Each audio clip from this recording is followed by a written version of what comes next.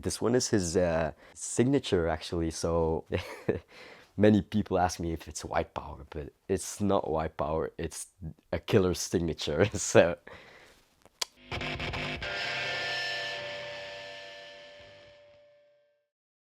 hi and welcome back to another episode of Face Tattoo Talks. My name is Joachim Stels and for the past 5 years I've been photographing people with face tattoos. If you don't know my work and want to check it out, I will leave a link to my Instagram page in the description below.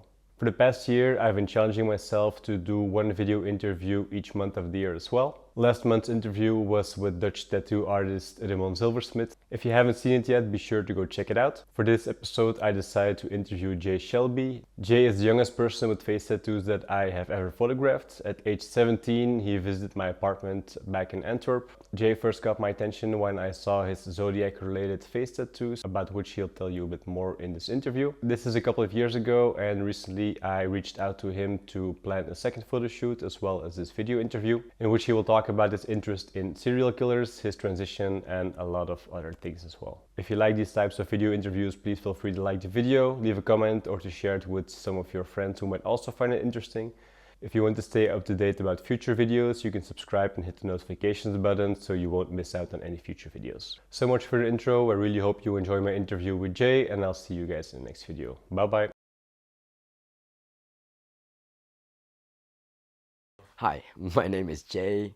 I'm 22. I'm living in Bruges right now, and I work in a grocery store, in a small grocery store, where I serve like lots of tourists and students and more students every day, every single day.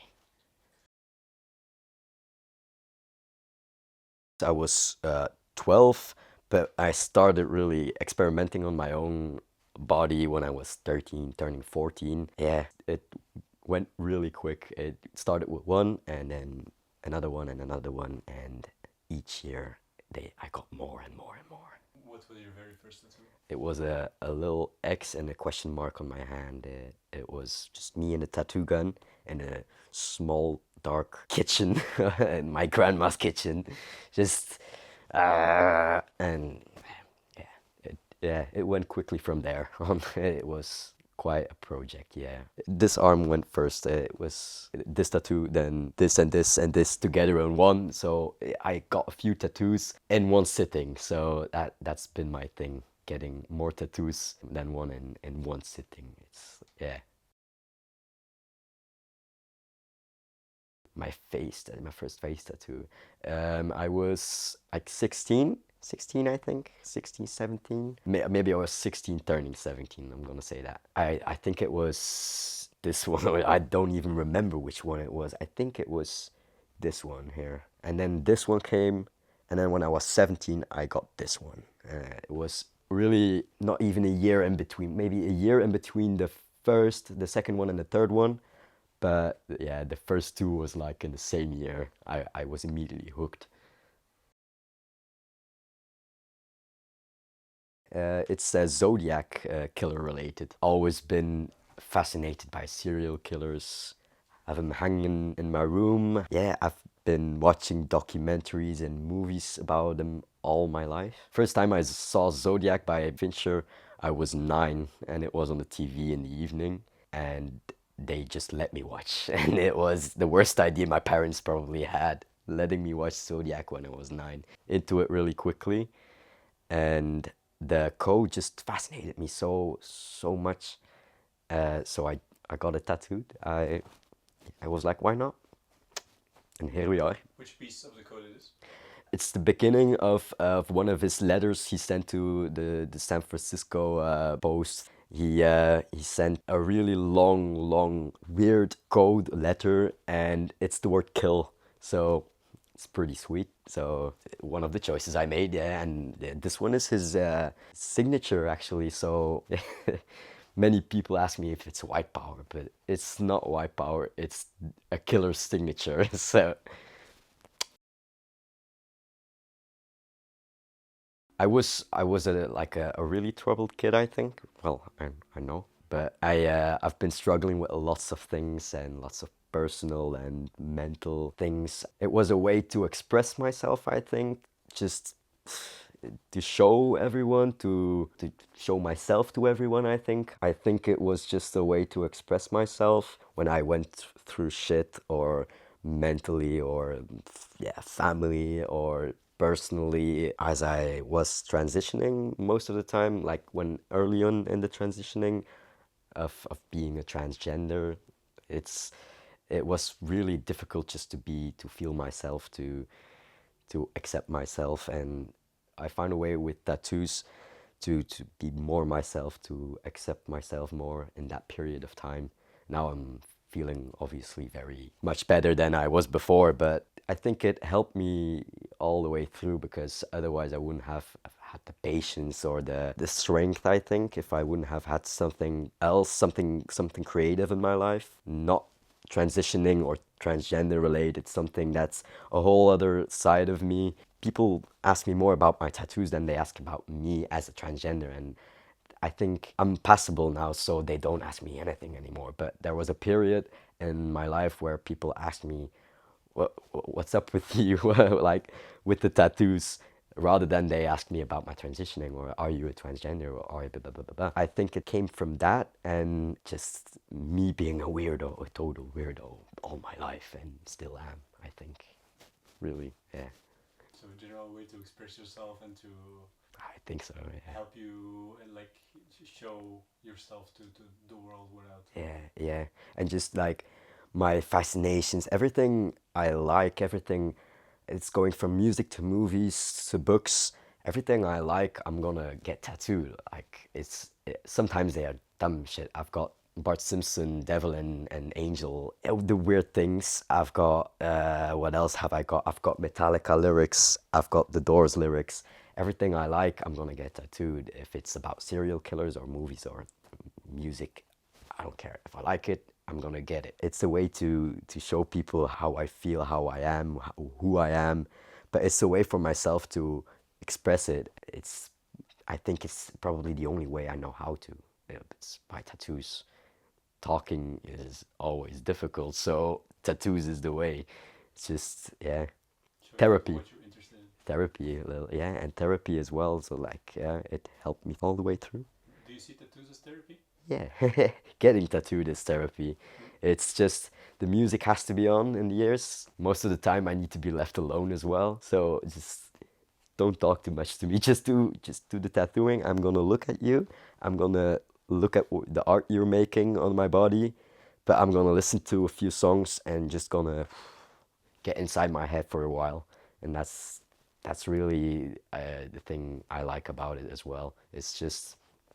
It's beautiful sitting in the chair without a new tattoo, and getting out of the chair and just having a nice artwork on you. Someone took their time for you. Everything about it, really everything about getting tattoos is just, there's nothing better. There's really nothing better. I've got a big back piece planned, but it's not yet planned. I'm planning it. It's in my head. It's been in my head for years. I've always wanted to get the Great Red Dragon and the Woman Clothed with the Sun by William Blake. It's based on the movie Red Dragon. Obviously, it's Francis Dollarhide's big back tattoo. Yeah, it's also a serial killer who got that tattoo. So, but a fictional one this time. So I want that painting. The tattoo artists can do anything they want. It's just it needs to be black, really black. And the painting itself needs to be something special, but it needs to remind me of Francis Dollarhide's back tattoo in the movie. It was also a movie I saw very early on, and then I read the book. And yeah, the book is better, of course, but I have a fascination with, like, not the actor or something, but the character Francis Dollarhide. It's a beautiful character. It's, yeah, it made me want to get the tattoo actually. So yeah, and the painting is beautiful, of course. So always been interested in Jeffrey Dahmer before the Netflix series, of course. I've read all of his confessions. I used to have it on my Mac, but it died, so I lost it. And it was like 600 pages, like 600 pages of just Jeffrey Dahmer talking about 17 murders. It fascinated me a lot. And of course, like Ted Bundy is a big one. like Berkowitz. What else do you have? The fictional ones are high up the list as well. You've got quite a few fictional ones that have, yeah. Obviously not Patrick Bateman on this. Out of, no, no, not Patrick Bateman, yeah. My mom encouraged me, I think. She encouraged me a lot, maybe too much, but I don't blame her for anything. I turned out okay, I think. My dad called me crazy. He called me like, "Are you crazy?" Like this one, he called me fucking crazy over the phone. Like, you, what the fuck? What have you done? But my grandmother, like both grandparents, didn't really accept it too much. But later on, they just, yeah, just don't get anymore. And yeah, then I got more, and then I got more and more and more tattoos, but they didn't treat me different. But I saw that it bothered them a little bit. But my dad, he's good. He's like, whatever. I know you're weird. Go ahead.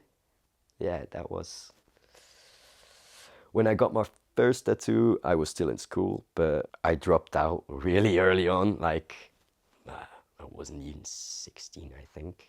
So I dropped out early on because I had piercings as well back then, and they made me took all of them out. So it was like, nah, I'm not gonna do this for 6 years or 7 years, or yeah, I'm not gonna do that. So I just dropped out and did nothing with my life for a while. So tattoos was a big part of my life back then. Then I started working like any other normal person, and it was okay there.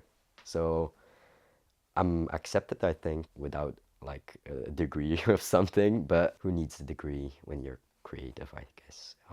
I've got lots of shit going on, so I'm quite happy where I am without my degree, without any school. I'm good, I think.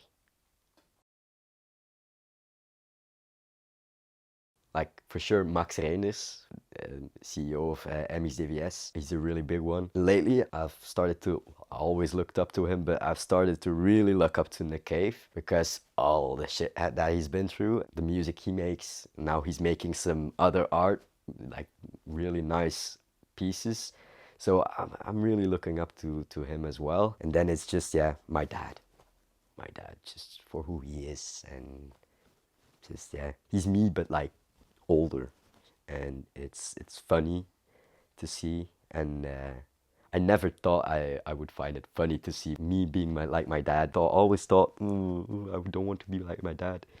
But now I'm like really proud. I'm more like my dad. My dad is probably number one on the list, I think. Number one, and then Max, and then Nick Cave, I think. Yeah, something like that.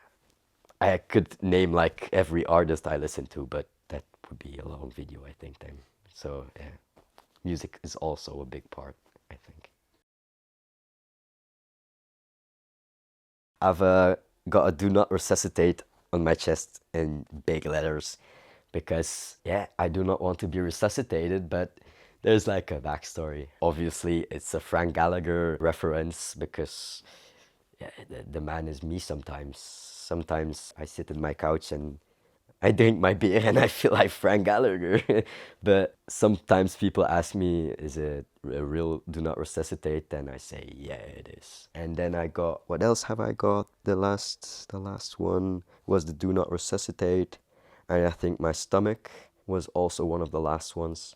I've got a Wendigo on my stomach, and that's Hannibal related. In the series Hannibal, the cancelled NBC series, a Wendigo turns up in the dreams of Will Graham as it's Hannibal. It's the Wendigo is Hannibal, a man-eating, man-flesh-eating creature, and the creature is just so beautiful. So I got it tattooed more like a Blackwork style, more like that. That one is probably one of my pieces I love the most myself. The Wendigo is like, yeah, I love it the most, I think. Patience, I guess. Patience. It sounds rude, or maybe like straight ahead. It maybe like I'm not knowing what I'm talking about. But patience is the only thing that, patience and creativity, maybe creativity is something to express yourself, something else in your life than other than your transitioning find a way to get those troubles out of you, to get those mentally, those thoughts that you don't want to have about yourself, though, that dysphoria that they call it. It was a way for me to like the tattoos, it was a big way for me to get that dysphoria, not gone, but just down, a little down. Patience and just, yeah, creativity. Yeah, most patience most of the time. If you have to wait for hormones and surgeries and shit, patience. You'll get there. Yeah, that's something I would want to hear. Um, Probably my parents. Yeah, my parents and some friends who stayed, other friends went. Yeah, most of the friends I haven't stayed, but some stayed and some asked really, really weird questions, but I accepted them, I answered them, and they're still my friends. So, and my parents most of all. I also like my granddad. He was also a big one who, like, the first question he asked was, "What do you want to be called? What's the name you chose?" So that was really important for me. Like, parents, grandparents. Yeah, the first who really accepted it, and still just they see me as, yeah, as who I am and who I want to be. I love them for that. Thank you so much for your time. No problem. Thank you for your time. Always.